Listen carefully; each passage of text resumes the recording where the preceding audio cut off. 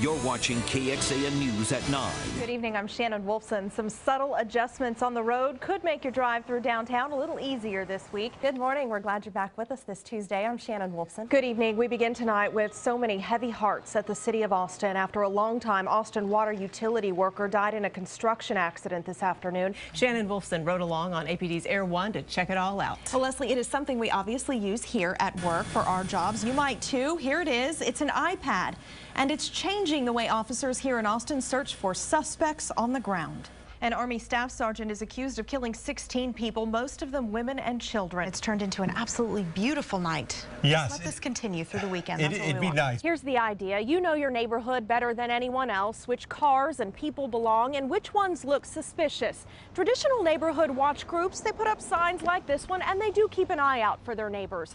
But these new groups are taking it a step further. They literally patrol the streets in marked cars and they use their #1 weapon, cell phones, to call 911. We know a lot of people are going, but this afternoon there is going to be a big announcement concerning the boardwalk over Lady Bird Lake. Careful, you can see those roads are wet and the traffic is starting to pick up, so we'll continue to follow it for you this morning. The Occupy Wall Street movement has found some new home offices. Protesters were kicked out of New York's Zuccotti Park last month by city officials. That is the moment it started to sink in that Lake Travis High School has the chance to do what no other Texas football team has ever done. KXAN's Layla Rahimi takes a look at the Cavaliers' shot at hitting the history books. If you would like to wade into the middle of this catfight, you are going to find links to every screeching, scratching link on our website. Just check out the local news page at kxan.com. Funny video. Just watching a couple things that could get in your way this morning. So far, it's been a pretty easy morning commute this Monday. First, I want to start out with this new accident, South Congress Avenue at Foremost Drive. If you're coming in from South Austin or Hayes County, this one's going to get in your way. Welcome back at 5:56. Another clash with urban living and Austin's live music. A new bar will open soon near West 6th Street, but even before it's finished, some nearby neighbors want to shut down their music. KXAN's Jared Wise has the details from 6th and Nueces. Beautiful spring-like afternoon, but the weather is changing for the weekend. David Mazza is in for Jim Spencer tonight. Hi, David. All right, could you get it right? Online right now, you can put your memory to the test. Want you to watch this scenario play out again and see how much you remember. We've already had a lot of people participate, 438 so far. Seems like the height and weight are giving people the most problem right now. Maybe hard to tell that type of thing online. I do want you guys to know I took the test and got them all correct. We sure opened our eyes. Oh, no, so? Yeah, I've only seen the video 100 times. That was just a joke. Tonight, Governor Rick Perry is recovering from successful surgery to repair his collarbone. The governor's right clavicle didn't heal properly after a 2009 bike accident. A spokesperson said Perry was emailing with his chief of staff in the hours after the 90-minute outpatient procedure. Well, since November, Austin police have been monitoring 27 cameras posted all around downtown Austin.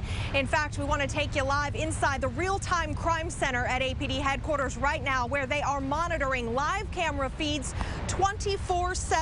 In fact, you can see us there right now. We'll get to that video in just a minute, but first, we're standing in the lobby of the hotel where we rode out this storm. I want you to look up. That is a skylight. The glass was blown out by the wind very early this morning. That sent rain pouring down into this lobby, also allowed for a wind tunnel in here. Because the roads are such a concern, we actually got our hands on that chemical that TxDOT crews use to treat the roads. It's called magnesium chloride, and I want to show you, we just happened to find a big patch of ice down here in Buda as well. We're going to put some of this magnesium chloride on this ice. It's going to be hard for you to see, but what happens is the chemical starts to melt the ice when it comes in contact with the tires. So is actually acting like the tires would to create some of the friction.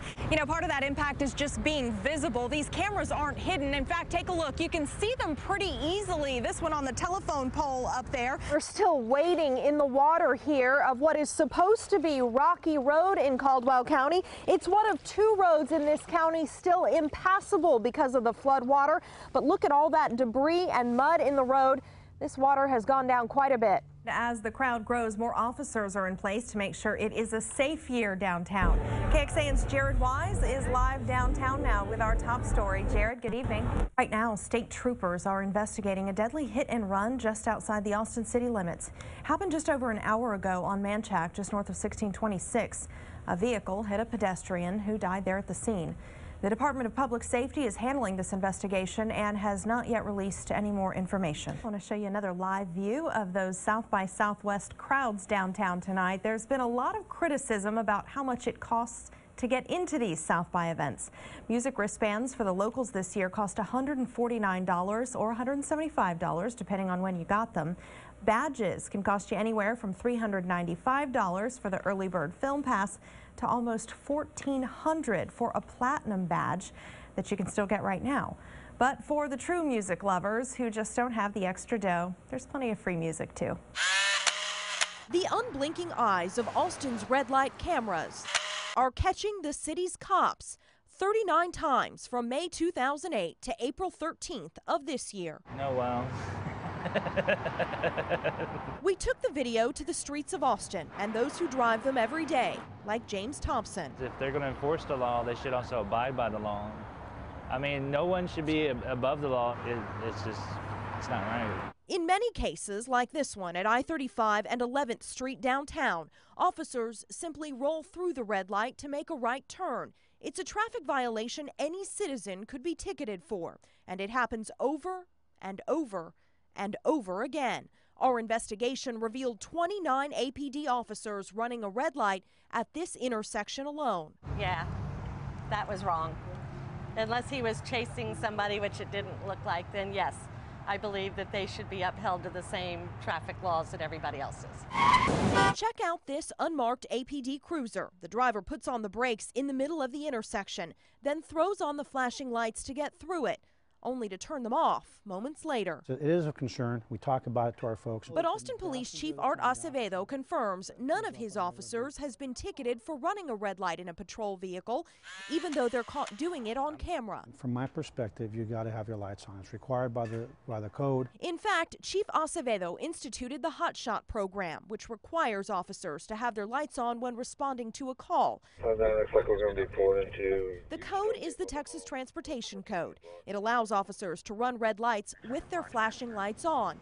But in many of the cases Austin News uncovered, the officers do not have their lights on. What we do and our policy is that when that occurs, that we use progressive discipline to correct the behavior, and obviously either training, correct the behavior, and so far we haven't had anybody do it twice.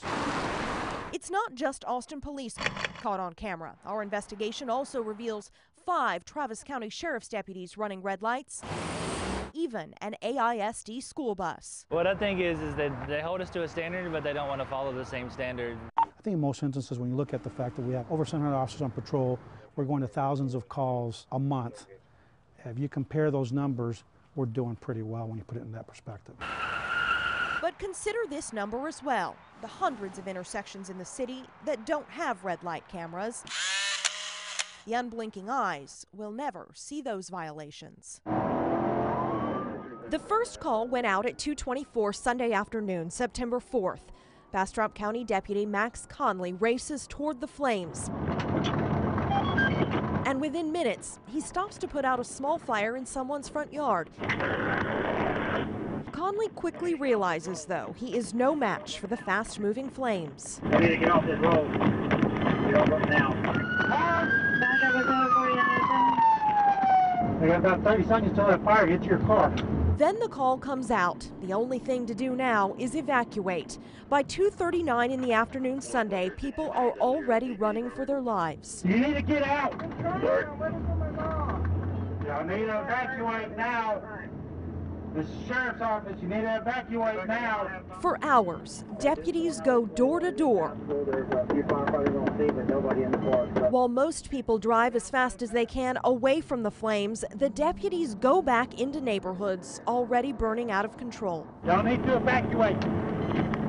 Where's your mom and dad at? 113 Mallard. 113 Mallard. There's going to be children there that are home alone. I'm with them right now. At 2:45, the fire is getting larger and spreading quickly. Tammy, you have to get in the back, okay? Deputy Stephen Cantwell saves a woman and her dog as they drive away from her home. Watch the woman as she sees the fire heading right for her house. Oh, we're going. I hate to leave my cat, but she's half feral. She'll know to run. By 3:45, it's clear the locals are on their own for now. Just listen to this dispatcher. Yeah, talk to Steve Long. He's contacted all the available, anything that can help us as far as the helicopter or other agencies. He said we're pretty much on our own. There's several other 1,000-acre fires in all the counties around us. Let's go, guys. Y'all are fixing to be trapped, okay? All right. Let's go. It ain't worth your lives. At 4:07, Deputy Lee Ward gets a look at what he's dealing with as a thick cloud of smoke and flames crosses over Highway 71, where firefighters have just set up. Get out now. The fire is headed your way. We'll be there in about 10 minutes.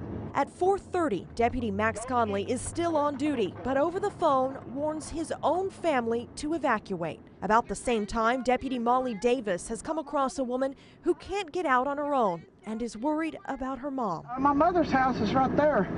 Right here? Right back here.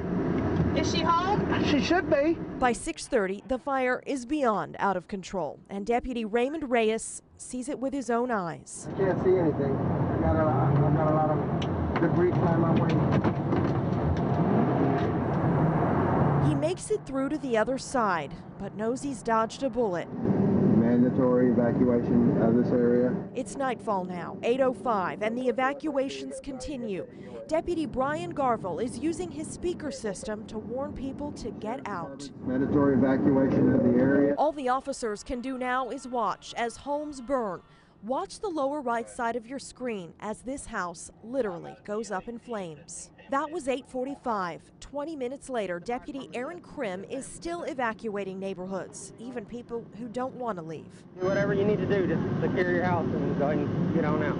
It's 11:50 Sunday night now, and as day one comes to an end, Deputy Jason Huff says over his radio what so many are thinking. It's 16 miles long and 4 miles wide, so it's pretty much everywhere. Pretty much everywhere. And this was just the first day. The fire in Bastrop would burn for another 4 weeks. In fact, it wasn't officially out until October the 10th. In all, more than 1,600 homes were destroyed. We have put more of that video for you to see online. You'll find it with this story right now at KXAN.com. Shannon Wolfson, KXAN News. Think of this as the warm-up before the warm-up. Under the hot summer sun, the state champion Dripping Springs Tiger Marching Band knows it's a whole different ballgame than the lights of Friday night. It kind of feels like you're baking. Drum major and senior Mary Godwin says it's the hottest summer band practice she can remember. But really, if you drink enough water, it's not a problem. And the water breaks come every 8 to 10 minutes. White t-shirts help keep them a little cooler. Moving this afternoon practice to later in the evening certainly helps, but at 6:15 in the shade, it's still 106 degrees outside. Just imagine what it feels like out there. Well, it's hot. It's hot for all of us. We all have to get acclimated to the heat. Band director Keith Lancaster says he and the other staff take plenty of water breaks too. And believe it or not, after more than a month of morning and afternoon practices, they haven't had one heat-related illness. We are very proud of our students here. They work really, really hard.